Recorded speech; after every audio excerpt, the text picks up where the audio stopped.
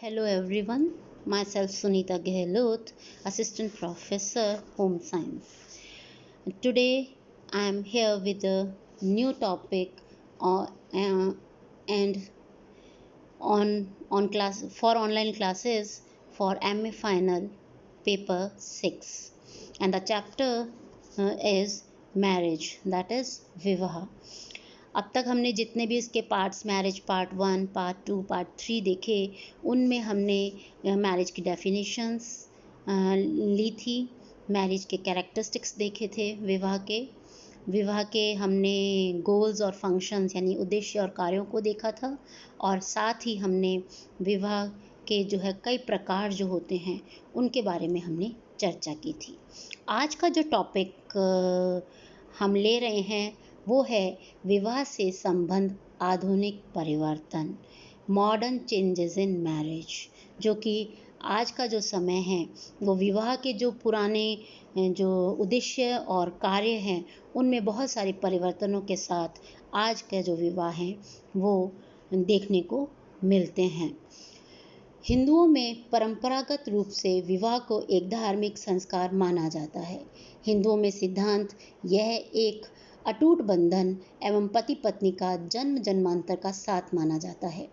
प्राचीन भारतीय समाज का ढांचा ग्रामीण, परंपरागत, सरल, कृषि प्रधान एवं स्थिर था, और उनका रहन सहन, मान्यताएं, मूल्य, संस्कृति और आदर्श वर्तमान नगरीय समाज से भिन्न थे। किंतु वर्तमान विकासशील भारतीय समाज औद्योगिकरण व नगरीकरण के कारण अधिक जटिल होता जा रहा है। युवा पीढ़ी परिवर्तन के प्रति केवल चेतन ही नहीं है बल्कि तत्परता से स्वीकार भी कर रही है। उनके विचार, मान्यताएं एवं अभिवृत्तियां बदलती जा रही हैं, जिसका प्रभाव विवाह के परंपरागत स्वरूप पर भी पड़ा है। आज विवाह का परंपरागत स्वरूप बदल गया है, चेंज हो गया है। आधुनिक समय में पाश्चात्य शिक्षा, सांस्कृतिक संपर्क, औद्योगिकरण, धर्मनिरपेक्षता, प्रजातांत्रिक विचार प्रणाली, समानता की भावना, नए कानून, शिक्षा का प्रसार, महिला आंदोलन आदि ऐसे अनेक कारण रहे हैं जिन्होंने विवाह संबंधी परंपरागत मान्यताओं को परिवर्तित कर दिया है। केवल पुरुषों की ही नहीं, स्त्रियों की मान्यताएं विवाह के संबंध में बदल गई हैं। वर्तमान समय में विवाह के प्रति जिन नई प्रवृत्तियों का विकास हुआ है, आज हम उन्हीं की चर्चा कर रहे हैं। तो इनको हमने 2 कैटेगरीज में बांटा है, जो कि पहली कैटेगरी है विवाह के उद्देश्यों में परिवर्तन, जो यानी प्राचीन काल में जो उद्देश्य बनाए गए थे, जो अब तक हमारे पुराने समय में चल रहे थे, आज के वर्तमान समय में इन उद्देश्यों में परिवर्तन देखने को मिलता है। हिंदू विवाह के परंपरागत उद्देश्य बहुत सारे रहे हैं, बट प्राथमिकता के क्रम में जो 3 मुख्य उद्देश्य रहे हैं वो हैं धर्म, दूसरा उद्देश्य रहा है विवाह का संतानोत्पत्ति, सुख, और तीसरा रहा है रति सुख। अब हम एक एक करके देखते हैं कि इनमें क्या परिवर्तन देखने को मिल रहे हैं। पहला उद्देश्य रहा था धर्म। वर्तमान समय में विवाह का धार्मिक उद्देश्य नगण्य हो गया है। अब स्त्रियां विवाह को एक समझौता मानती है, न कि जन्म जन्मांतर का अटूट बंधन। स्त्रियां अपने व्यक्तिगत सुख व महत्वाकांक्षाओं की पूर्ति के लिए पति चाहती है। विवाह के पश्चात यदि पति या पत्नी दोनों में से कोई एक दूसरे की भावनाओं पर खरा नहीं उतरता है तो वे तलाक द्वारा अलग हो जाते हैं। अतः जन्म जन्मांतर की बात तो दूर रही, वे इसी जन्म में एक दूसरे का साथ नहीं दे पाते हैं। यानी जो धर्म का जो उद्देश्य है उसी में हमें काफ़ी परिवर्तन देखने को मिल रहा है। दूसरा आता है संतान उत्पत्ति। आधुनिक युवतियां संतान उत्पत्ति को अपने व्यक्तिगत सुख में बाधक मानती हैं। पुत्र का महत्व भी आधुनिक परिवार में पूर्व जैसा नहीं रहा। युवतियां परिवार को सीमित रखने के लिए विभिन्न उपायों को प्रयोग में लाती हैं तथा पुत्र की चाह में अधिक संतानों को जन्म नहीं देती हैं। आज परिवार 1 या 2 बच्चों तक ही सीमित रह गया है। कामकाजी महिलाएं अपने बच्चों का पालन पोषण आया से करवाती हैं तथा आधुनिक महिलाएं अपने बच्चों को स्तनपान कराना भी पसंद नहीं करती हैं। इसलिए जो संतानोत्पत्ति जो सुख है इसमें काफ़ी परिवर्तन देखने को मिला है, और इसके तहत आज 1 या 2 बच्चे ही किसी परिवार में देखने को मिलते हैं। तीसरा जो मुख्य उद्देश्य था वो था रति सुख यानी काम सुख। वर्तमान समय में विवाह का तीसरा उद्देश्य रति सुख भी परिवर्तित हुआ है, क्योंकि पाश्चात्य संस्कृति तथा आधुनिकता ने विवाह पूर्व तथा विवाह अतिरिक्त यौन संबंधों की मात्रा में वृद्धि की है। अनुमति परक समाज में यह आधुनिकता का प्रतीक सा बनता जा रहा है। अतः वर्तमान समय में यौन संबंधों का स्वरूप परिवर्तित हो गया है, यानी यौन सुख की चाह में जो परिवार हैं उनमें एक दूसरे के प्रति समर्पण की भावनाओं की कमी हमें देखने को काफ़ी मिलती है। तो ये तो था कि विवाह का जो पहला कैटेगरी था कि विवाह के उद्देश्यों में क्या क्या परिवर्तन आया है, तो उसमें हमने धर्म, संतानोपति सुख और रति सुख के जो 3 मेन उद्देश्य रहे थे उनके अंदर हमने ये परिवर्तन देखा।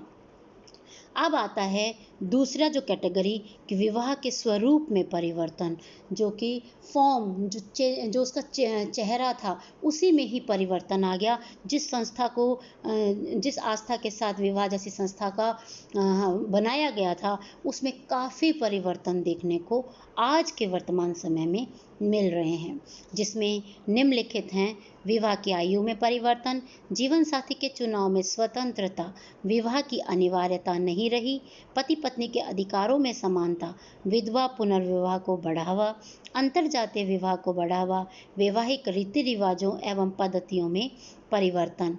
ये जो है 7 सेकंड कैटेगरी जो विवाह का स्वरूप है उसके अंदर परिवर्तन के अंतर्गत लिए गए हैं या इनमें परिवर्तन देखने को मिल रहा है। तो पहला है विवाह की आयु में परिवर्तन।